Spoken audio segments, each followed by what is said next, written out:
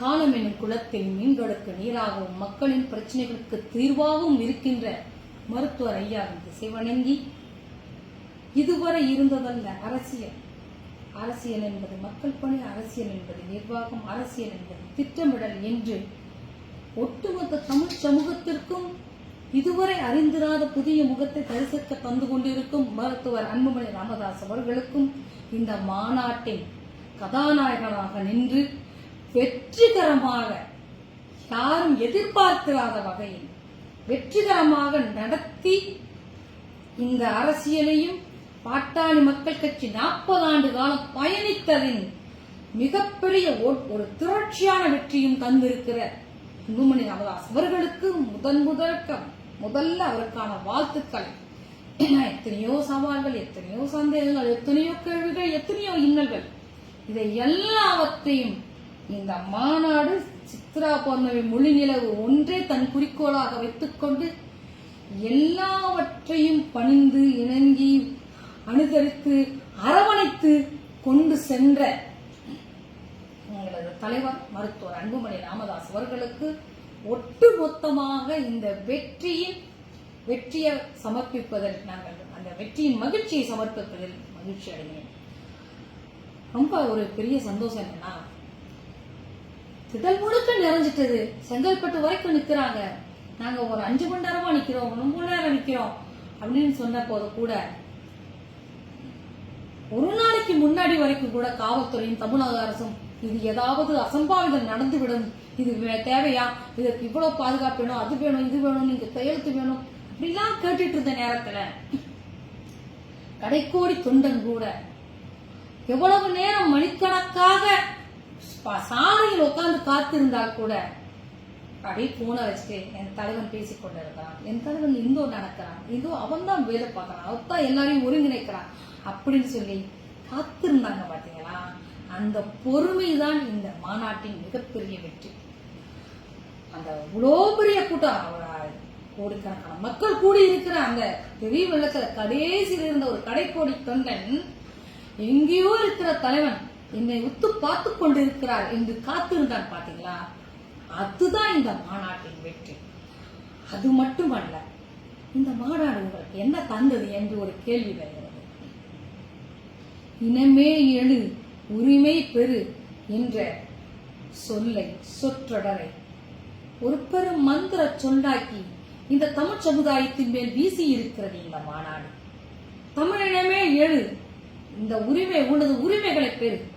1000 ரூபாய் பேருக்கு உரிமை தொகை அல்ல, என் காலில் என் சுய சம்பாத்தியத்தில் நான் வாழ்வதற்கான வாழ்க்கை தர வேண்டியது அரசு, அதுதான் எனது உரிமை என்று உணர வேண்டிய தருணத்தை எங்கள் மீது வீசி சென்றிருக்கிறது இந்த மாநாடு. கலை நிகழ்ச்சிகள், வீடியோ தொழில்நுட்பங்கள், ட்ரோன், அதெல்லாம் அவங்க ஒற்றை சொல்லிட்டு போட முடியாது. ஒவ்வொன்றும் அங்கு வந்திருக்கிற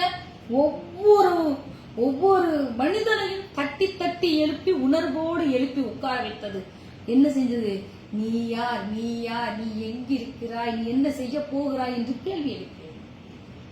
அக்னியிலிருந்து கிளம்பிய வீரன் தொடக்கம் இன்றைக்கு ஐயா வரைக்கும் பேசப்பட்ட தலைவர்கள், நாகப்பர் படையாட்சி, அஞ்சலை அம்மாள், பேச மறந்த தலைவர்களை பேசுவதன் மூலம் இனம் எவ்வளவு தமிழ் மண்ணுக்கு என்ன பெரிய காரியங்களை செய்திருக்கிறது, எவ்வளவு வேகமாக பயணித்திருக்கிறது. நெருப்பிலிருந்து வெளிவந்த நெருப்பிலிருந்து எப்படி வெளிவர முடியும் அப்படின்னு ஒரு கேள்வியும் முகநூல்ல பாக்குறேன். கதையும் புராணங்களும் வெறும் கட்டுக்கதைகள் அல்ல, இங்கு இருக்கிற மனிதர்களின் உணர்வுகள். நீ நெருப்பாய் எழ வேண்டும், நெருப்பாய் வாழ வேண்டும் என்பதற்காக உனக்கு சொன்ன வரிகள் என்று கூட நீ புரிந்து கொள்ள முடியவில்லை என்றால் உங்களது பகுத்தறிவு என்னதை சொல்லிக் கொடுத்திருக்கிறது?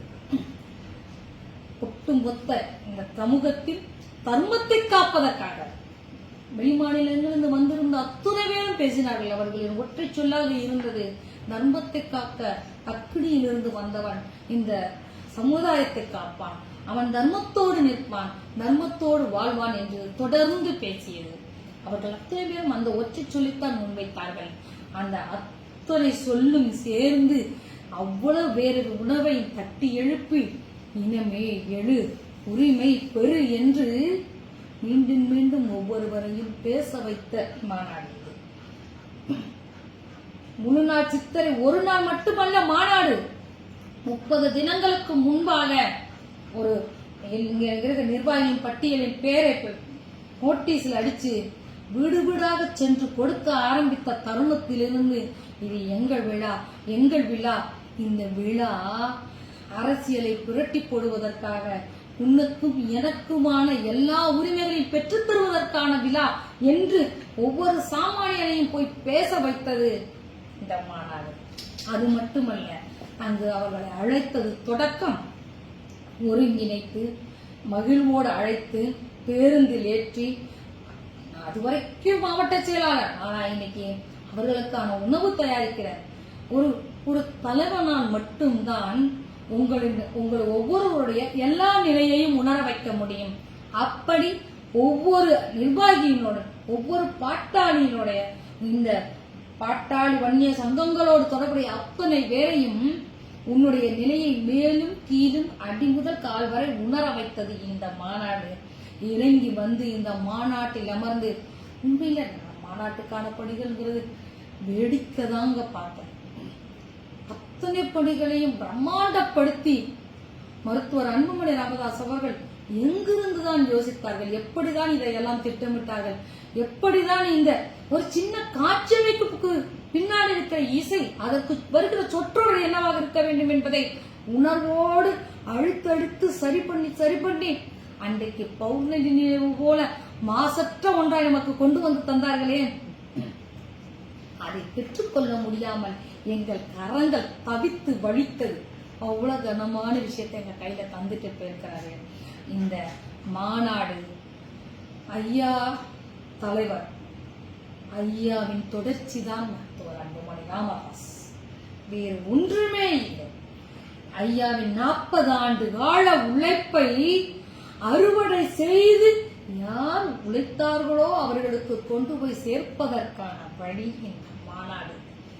ஒட்டுமொத்த சின்னதா யோசிக்க ஐயாவும் பழகல, தலைவரும் பழகல, பெரிய விஷயங்களாக யோசித்து இங்கு நிகழ்த்தி இருக்கிறார்கள்.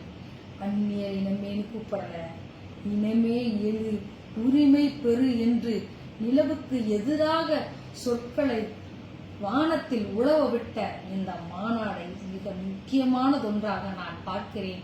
இந்த மாநாட்டில் அமர்ந்திருந்து ஒவ்வொரு உணர்வையும் அந்த மண்ணில் இருக்கின்ற உழைத்த வேர்வை சிந்தி இந்த வெயிலோடு உப்பு காற்றோடு உழைத்து இந்த அரங்கை, இசையை, கழையை, மேடையை, வண்ணத்தை, கொடியை எல்லாத்தையும் தீர்மானித்த அத்துணை பாதங்களுக்கும் எனது வணக்கங்களை கண்ணீரோடு தெரிவித்துக் கொள்கிறேன். அந்த மாநாட்டு கடையை உட்கார்ந்திருந்த நேரம், அரங்கம் பூரா நிறைஞ்சிருந்த நேரம் கண்ணீர் மல்க நின்றிருந்தேன். அவ்வளவு உணர்வோட ஒன்றாக அந்த மாநாடு அமைந்திருந்தது.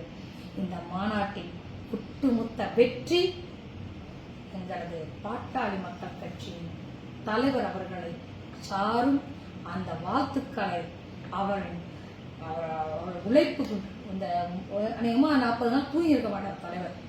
அவருக்கு இந்த வெற்றியை கொண்டாடுவதற்கு கூட முடியாமல் இன்றைக்கு தவித்துக் கொண்டிருக்கிறார். அவ்வளவு பேரும் பாராட்டுவோம், சொந்தங்களும் பேசிட்டு இருக்கிறார். அவருக்கு எனது மனமார்ந்த வாழ்த்துக்களை, வணக்கங்களையும் அத்தனை தமிழ் சமூகத்தின் சார்பாகவும் சொல்லிக்கொண்டு, இனிமே எழு, உரிமை பெறு என்ற சொற்றொடரை மந்திரமாக்கிய இந்த மாநாட்டுக்கு நன்றியை தெரிவித்துக் கொள்கின்றேன். நன்றி, வணக்கம்.